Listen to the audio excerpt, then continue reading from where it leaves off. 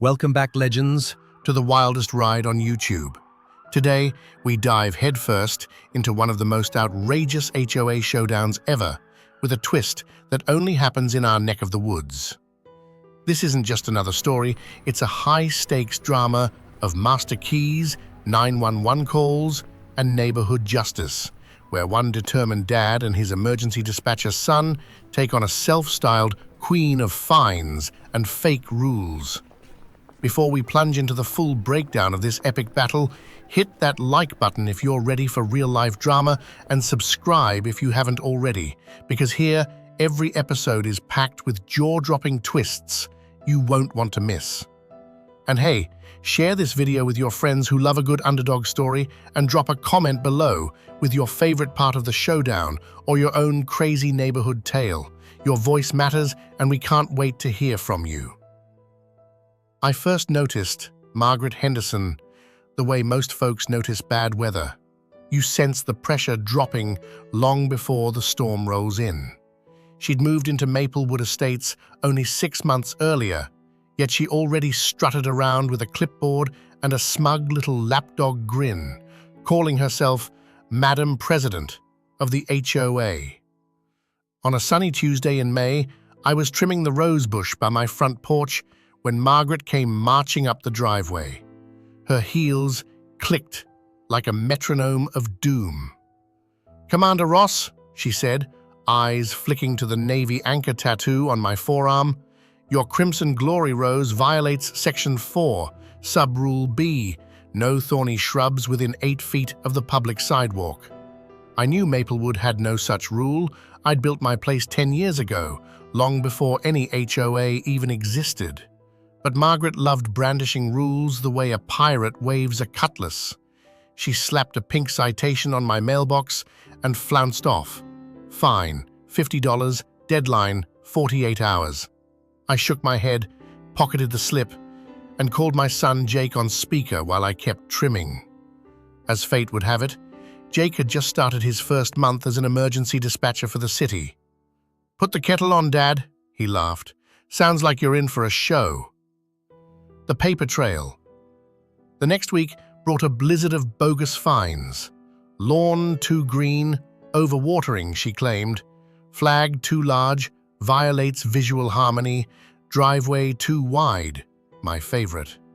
Each one stapled to a neon sheet Margaret called Official HOA Notice. I'm a retired Navy operations officer. I still think in checklists, so I built a dossier. County assessor's map showed only 30% of Maplewood's parcels had ever signed any covenant. Margaret's so-called bylaws, copied and pasted from a Tennessee HOA website, typos intact. Her HOA management company, Henderson Solutions LLC, billed the neighborhood more than $60,000 last year, yet the LLC was registered to a P.O. box and a disconnected phone. I looped in my attorney, Denise Cole, and quietly visited neighbors. Most were furious, but scared. Margaret's threats, liens, tow trucks, even community shaming had everyone rattled. We formed a midnight email chain we nicknamed the Mutineers.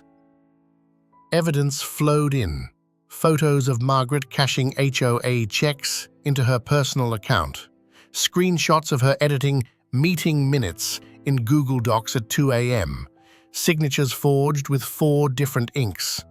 Denise whistled when she saw it.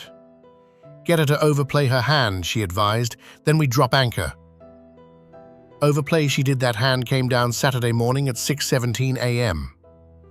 I woke to metallic clinks outside my front door, followed by Margaret's voice echoing off the porch.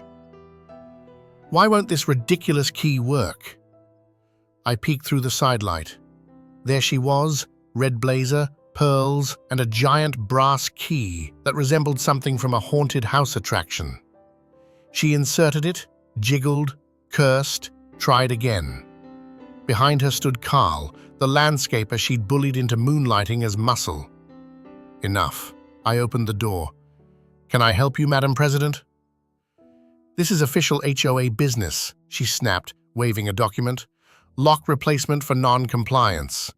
You failed to pay accumulated fines totaling $900. Invalid fines, I replied. And you have no authority here.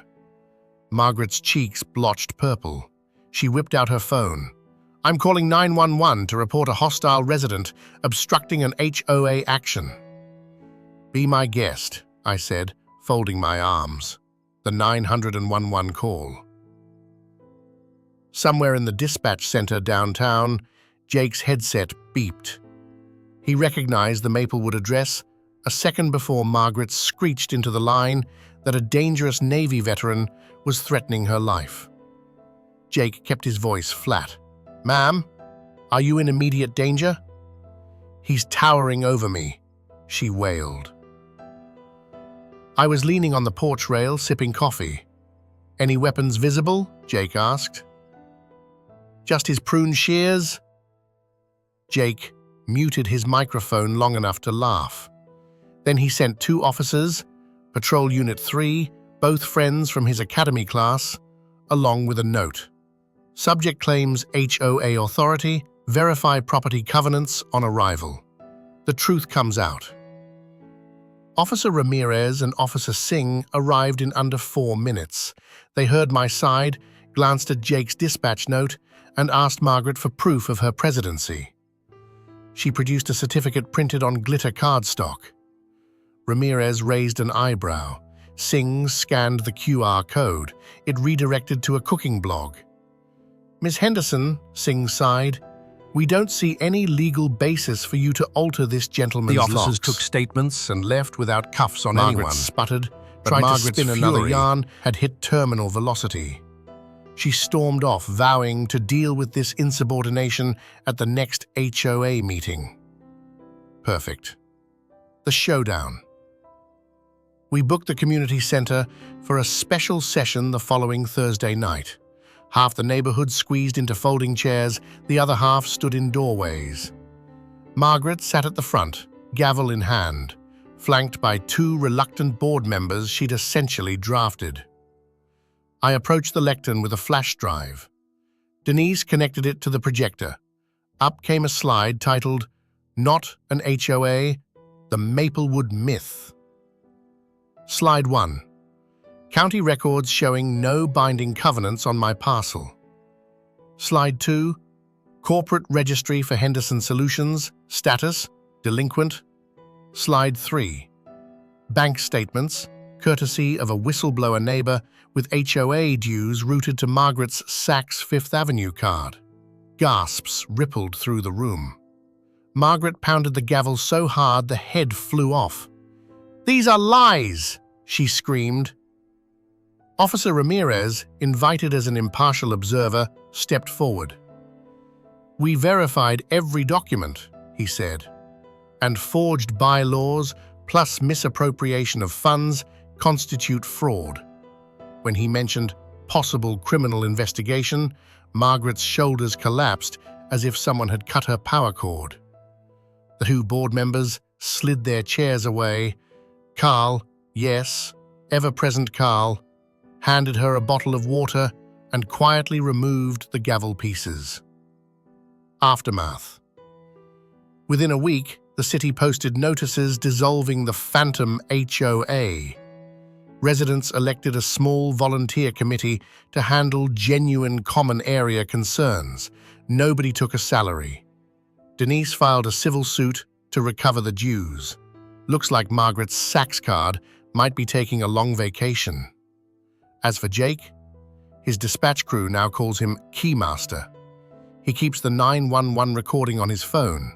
Sometimes at family barbecues, he plays Margaret's frantic opener. "My master key won't open the door," and everyone cracks up. Last Sunday, I planted a second rose bush, bright yellow. No citations, no clipboard, no drama, just the distant buzz of kids' scooters and the smell of fresh mulch. Maplewood Estates finally felt like home again. And every time I lock my perfectly legal front door, I smile, knowing the only master key around here is common sense, backed by a little bit of courage, and apparently one well-placed son in the dispatcher's chair. And that, my friends, was the downfall of Maplewood's self-declared HOA queen, brought to you courtesy of a retired Navy officer, a fake master key, and the most ironic 911 call of the year. If you enjoyed this curbside chaos, go ahead and smash that like button. Subscribe for more real-life drama and justice served cold, and don't forget to drop a comment below. Ever dealt with your own neighborhood tyrant? We want to hear those stories. And hey, share this with someone who still thinks HOAs are harmless. You've been watching Curbside Conspiracy, where the sidewalk crack